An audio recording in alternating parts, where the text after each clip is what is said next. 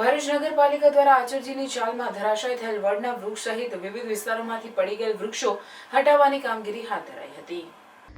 શહેરમાં અચાનક આવેલ મિની વાવાઝોડાએ ભારે તબાહી મચાવી છે। પવનના કારણે શહેરના અનેક વિસ્તારોમાં વૃક્ષો, હોર્ડિંગ્સ અને પતરાના શેડ ધરાશાયી થયા છે।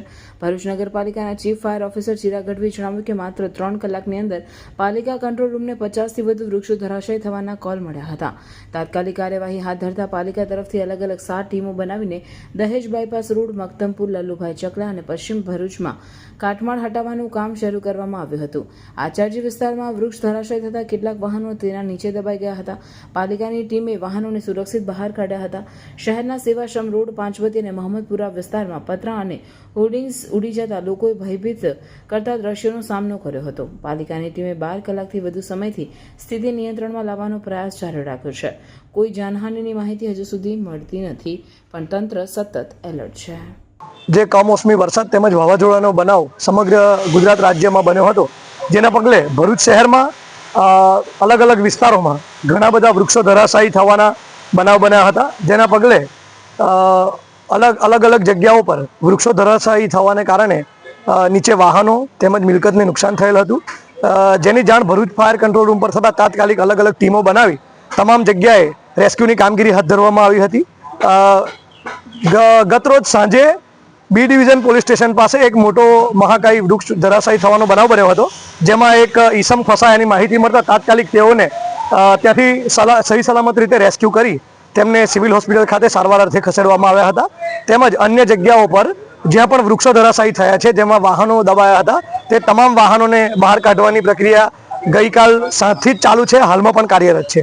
અત્યાર સુધીમાં કેટલા ધારાવાળો? ભરૂચ શહેરમાં અલગ અલગ વિસ્તાર જેમ કે જાડેશ્વર, મક્તમપુર, સ્ટેશન રોડ, પાંચબત્તી, જૂના ભરૂચમાં તેમજ શ્રવણ ચોકડી, મોહમ્મદપુરા બાયપાસ વિસ્તાર, તમામ જગ્યાઓએ ટોટલ 50થી વધુ વૃક્ષો ધરાશાયી થવાના બનાવો બન્યા છે, જેમાં સંપૂર્ણ રીતે સદનસીબે કોઈ પણ રીતે કોઈ જાનહાનિના અહેવાલ નથી, તે ખૂબ સારી વાત કહેવાય। પરંતુ જે પણ જગ્યાએ માલ મિલકતને તેમજ વાહનોને નુકસાન થયું છે, તે સમગ્ર કામગીરી ફાયર ડિપાર્ટમેન્ટ તેમજ અન્ય સંસ્થાઓ દ્વારા કરવામાં ચાલુ છે।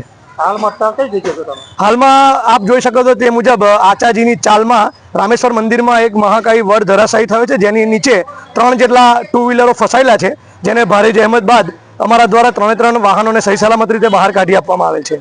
ભરૂચના આચાર્યજીની ચાલમાં વર્ષો જૂનું વડનું વૃક્ષ હતું, જે વૃક્ષ ગતરોજ સાંજે ફૂંકાયેલા ભારે પવનમાં ધરાશાયી થતા દોડધામ મચી જવા પામી હતી।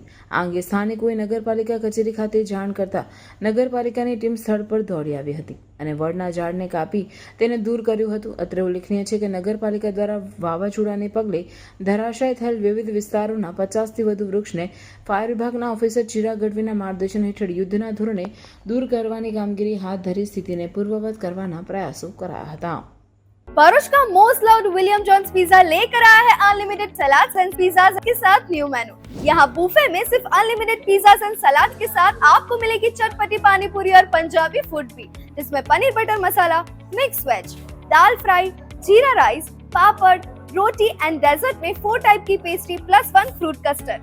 और विलियम जॉन्स पिज्जा के आइकॉनिक अनलिमिटेड पिज्जा स्प्रेड्स तो है ही, जिसमें 2 टाइप की soup, 22 whole salads, 9 hot starters, nachos and 2 types के सैंडविचेस, 4 टाइप्स के pizzas, unlimited Coke, French fries और साथ में ब्राउनी विद आइसक्रीम भी। इतना सब आपको मिल जाएगा 246 में लंच बुफे और 286 में डिनर बुफे। और हाँ, किड्स के लिए यहाँ 179 में लंच बुफे और 199 में डिनर बुफे मिल जाएगा। और हाँ, सेलिब्रेशंस के लिए स्पेशल डिस्काउंट ऑफर भी है, फिर चाहे वो बर्थडे पार्टी हो, एनिवर्सरी, किटी पार्टी या फिर कॉर्पोरेट, सब के लिए बेस्ट स्पॉट है। तो अब कोई सेकंड थॉट नहीं, फटाफट ये रील सेव करो, शेयर करो, अपने फ्रेंड्स एंड फैमिली के साथ प्लान बनाओ विलियम जॉन्स पिज्जा। विजिट करें William Johns pizza, silver link opposite HDFC bank link road, Bharuch.